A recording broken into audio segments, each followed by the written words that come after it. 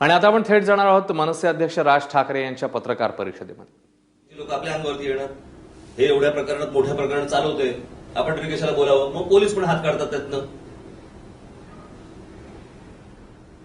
काही गोष्टी राजकारणाने शिकल्या पाहिजेत, काही गोष्टी मीडियाने शिकल्या पाहिजेत आणि त्यातनंच या गोष्टी होणार. अदरवाईज अन्यथा हे असले प्रश्न सुटणार नाहीत. ही नेव्हर एंडिंग स्टोरी आहे.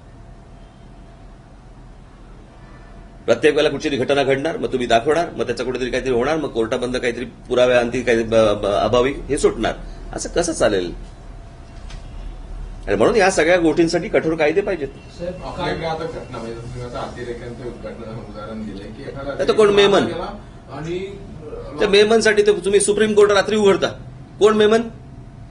जो बॉम्बस्फोटामध्ये आरोपी होता त्याच्यासाठी सुप्रीम कोर्ट उघडता. आता काश्मीरमध्ये जे अस्थिरता आणि सगळं जे दंगली आहे, अरे काश्मीरमध्ये त्या दिवशी तो काय तो तुमच्याकडे ते काय व्हॉट्सअप कोणतरी फिरत होता, माझ्याकडे व्हॉट्सअप बिट्सअप कोणतरी मला दाखवलं ते काय ते पोलिसांच्या गाड्यांवरती दगडफेक चालू आहे. काय मग फरक काय पडला मला जरा सांगा. सरकारमध्ये काय फरक पडला?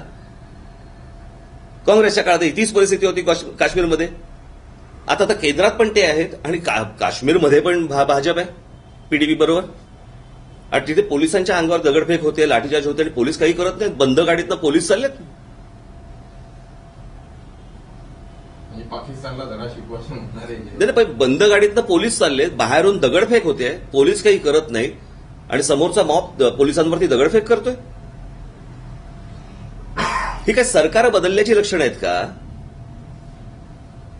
फास्ट ट्रॅक कोर्टाचा आग्रह धरला होतो, परंतु फास्ट ट्रॅक कोर्टाची स्थिती अशी आहे की अक्षरशः 15%च निकाल फास्ट ट्रॅक कोर्टामध्ये पण लागले नाही. आपल्याकडे महिला विरोधी केसेस पेंडिंग होत आहेत. पुण्यात 12 फास्ट ट्रॅक कोर्ट आहेत आणि त्याला 2 जज आहेत. 8 वर्षापूर्वी नैना पुजारीची एक केस झाली होती पुण्यात, ती अशीच फास्ट ट्रॅक कोर्टात दिली, त्याच्यासाठी स्पेशल पब्लिक प्रॉसिक्युटर दिला.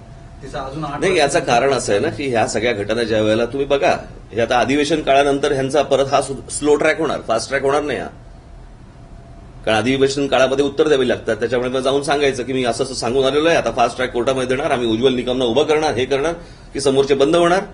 अधिवेशन संपलं की हे स्लो ट्रॅकवरती परत जाणार. यांना कोणाला काय पडली आहे? आमच्या महाराष्ट्रातल्या मुली जगोत किंवा मरोत, पुढची अशी घटना होईपर्यंत हो थांबायचं आणि मग पुढची परत घटना झाली की सगळं आलेच. साहेब, काल ज्या पद्धतीने रामदास आठवलेंना तिथे जाण्यापासून रोखलं गेलं, खरं तर जातीच्या आधारावर अशा पद्धतीनं ट्रीट केलं गेलं कुठल्याही जाती. त्या रामदास आठवलेंना माझ्या मते मूर्ख बनवलं. म्हणे मुख्यमंत्र्यांनी त्यांना फोन करून सांगितलं तुम्ही आता काय जाऊ नका, माझ्याबरोबर या. आणि कोणाला न सांगता मुख्यमंत्री एकटे तिकडे गेले. म्हणजे काय करायचं काय होतं? प्रकाश आंबेडकरांनाही त्या दिवशी परत व्हायला लागलं आणि त्यानंतर प्रकाश आंबेडकर म्हटले. आणि रामदास आठवलेंनी दिलेलं स्टेटमेंट मी वाचलं, अत्यंत योग्य स्टेटमेंट आहे.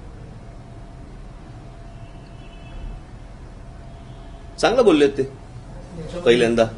तुम्ही दलित अॅट्रॉसिटी कायदा रिव्ह्यू करायची मागणी केली आहे, पण जे दलित कार्यकर्ते किंवा दलित समाजासाठी काम करणारे जे कार्यकर्ते त्यांची सुरुवातीपासूनची भूमिका होती की जो कम्युनल स्ट्रेस कायम राहायचा ग्रामीण भागामध्ये, ज्याच्यामध्ये खरंच अशी परिस्थिती आणि सत्तेत मागासलेले असल्यामुळे त्यांच्यावरती हे अत्याचार व्हायचे. अगदी बरोबर आहे. परंतु या सगळ्या ह्याच्यामध्ये मला असं वाटतं की ज्यांनी ह्या गोष्टींची मागणी केली आणि ह्याचे फायदे उकळतायत कोण, ह्याचे गैरफायदे घेत आहेत कोण, हेही पाहणं तपासणं आवश्यक आहे ना. एक कायदा तुम्ही बनवलात, त्या कायद्याचं पुढे काय झालं इतक्या वर्षानंतर आपण त्याच्यातनं काय पाहतो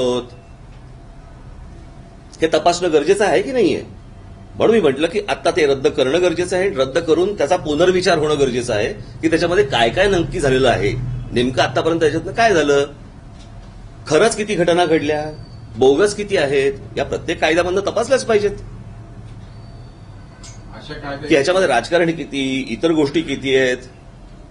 त्यात सुधारणा व्हाव्यात वगैरे. आपले जे काही महाराष्ट्रातले ज्येष्ठ नेते आहेत ते कधीच असं बोलत नाहीत. किंवा परवा प्रकाश आंबेडकर म्हटले सामाजिक तेढ जर कमी करायची असेल, घालवायची असेल, तर शरद पवारांसारख्या माणसांनी पुढे येऊन सामाजिक सरोकार. नाही, हा मला असं वाटतं ह्या समाजाने एकमेकांना समजून घेतलं पाहिजे की तुमचा राजकीय वापर होतोय आणि हे सगळ्या गोष्टी हे घटना दुर्दैवी असते आणि त्याचे कोणतरी वेडेवाकडे काहीतरी वापर करून घेतात. गुन्हेगार कुठच्याही समाजाचा का असेल ना, जर असल्या प्रकारची घाणेरडी कृत्य करणार असेल त्याला तिथल्या तिथे शासन झालं पाहिजे.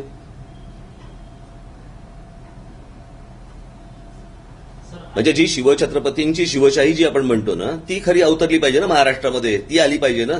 तर हे सगळ्या गोष्टी थांबतील, नाही तर कशा थांबतील? सर, अनेक ज्या घटना आहेत, आता एक कोपर्डीची घटना ही दारूच्या व्यसनातून झाली. अनेक ज्या काही घटना होतात तर व्यसनाधीनताच आहे, सरकार महसूलच्या मागे आले, तर याच्यावर काही उपाययोजना करता येईल का? नाही, मला हा नेहमी प्रश्न पडतो की हे दारू पिऊन दुसऱ्या बाईवरती हात टाकला वगैरे ना, हे मला दारूच्या नशेचं सांगू नका. दारू पिऊन आई बहीण स्वतःच्या आईवरती हात नाही ना टाकत. दारू प्यायल्यावरती बहीण बहीण कळते ना, स्वतःची आई आई कळते ना, तिकडे ना हात टाकत. तुम्हाला जी गोष्ट करायची असते मनामध्ये तीच गोष्ट तुम्ही करता आणि सांगता आम्ही दारूच्या नशेत केली. तुमचे तुम्हाला कळतात ना त्यावेळेला, दुसरे कळतात ना, मग दारूच्या नशेचा कशाला आधार घेताय?